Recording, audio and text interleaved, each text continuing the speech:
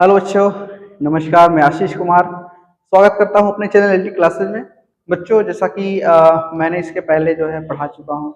मैं इसके पहले जो है आप लोगों को पैसिव वॉइस का पहला बॉक्स यानी पहला टेंस प्रेजेंट इंडेफिनिट टेंस पढ़ाया था। ठीक है, तो इस वीडियो में मैं आपको बताऊंगा पास्ट इंडेफिनिट टेंस। ठीक है, पास्ट इंडेफिनिट का पैसिव वॉइस कैसे बनेगा। ठीक है, जैसे पास्ट इंडेफिनिट टेंस क्या है, निकालेंगे पास्ट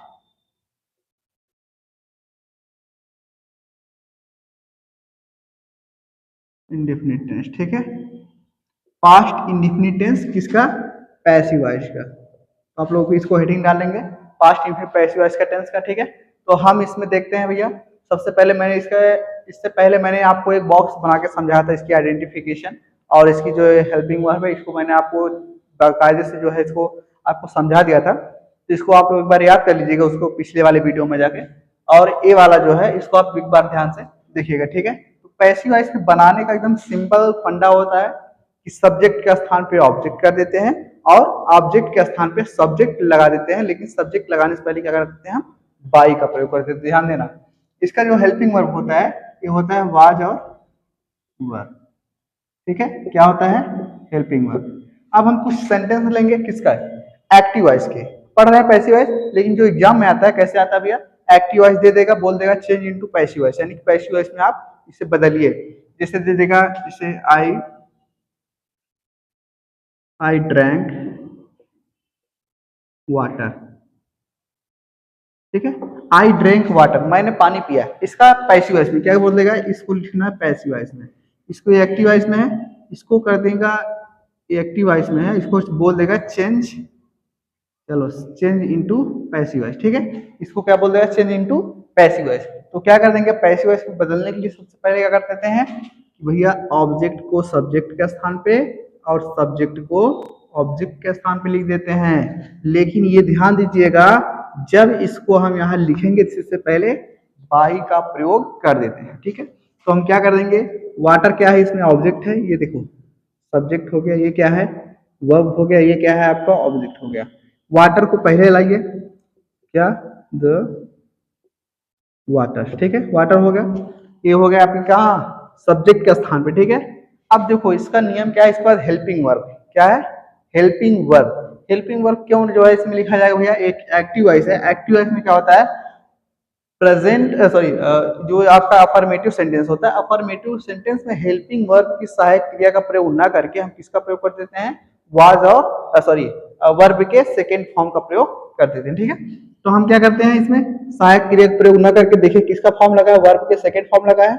लेकिन जब पैसिव वॉइस बनाते हैं तो बिना सहायक क्रिया के ये बनता नहीं। ठीक है, तो हम सहायक क्रिया क्या लगाएंगे, वाटर क्या है, इसलिए पानी है, पानी को हम क्या करेंगे पानी के साथ भैया सिंपल है वाज लगाएंगे। ठीक है, क्या लगाएंगे, वाज, द वाटर वाज।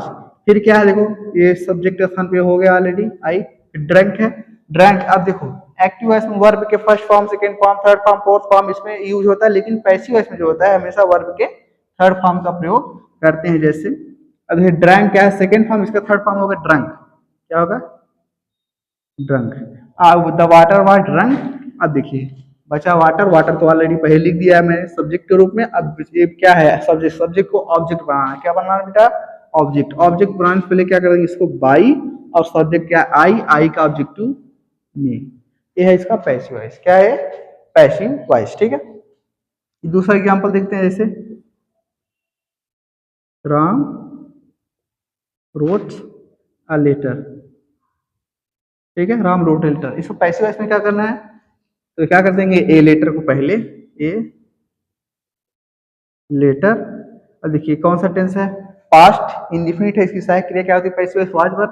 तो एक बार ए लेटर मतलब एक लेटर है, तो एक लेटर के लिए वाज, ए लेटर वाज।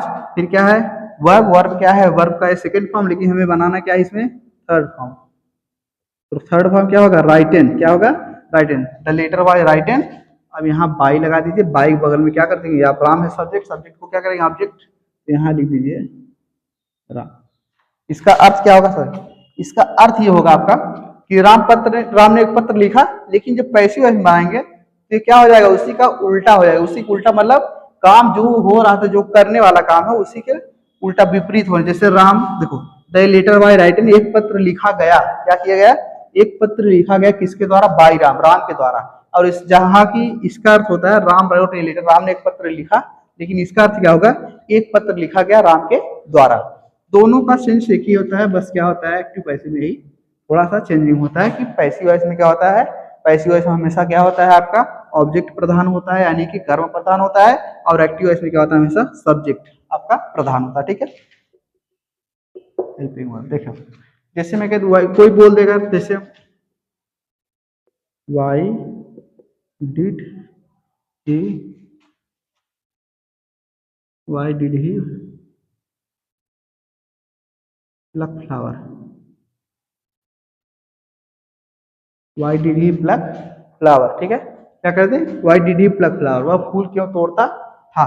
तो क्या कर देंगे, सिंपल है, वाई है और डिड है, सहायक क्रिया और क्वेश्चन वर्ड है, तो इसको ऐसे ही रहने देंगे, क्या कर देंगे, इसको वैसे ही रहेंगे। और देखो डिड है सहायक क्रिया, सहायक क्रिया क्या है, डिड है, लेकिन हमें लगाना क्या है, इसके अकॉर्डिंग हमें पैसिव वॉइस बनाना है, तो पैसिव वॉइस के सहायक क्रिया लगाएंगे। ठीक है, ये एक्टिव वॉइस के है, लेकिन हमें पैसिव वॉइस बनाना, तो पैसिव वॉइस सहायक क्रिया लगाएंगे। पैसिव वॉइस सहायक क्रिया क्या क्या है भैया, वाज और वर है।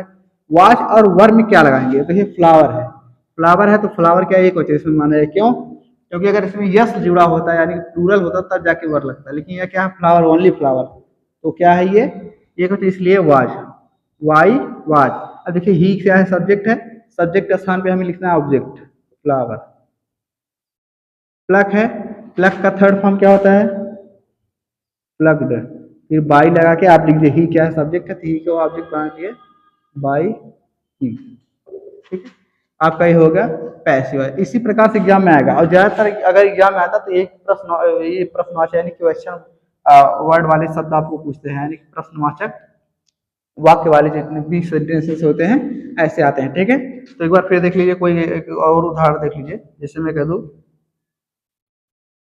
What did you do, what did you do, तुमने क्या किया।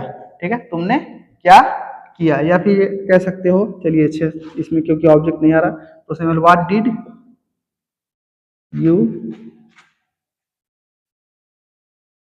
वेयर लगा दीजिए,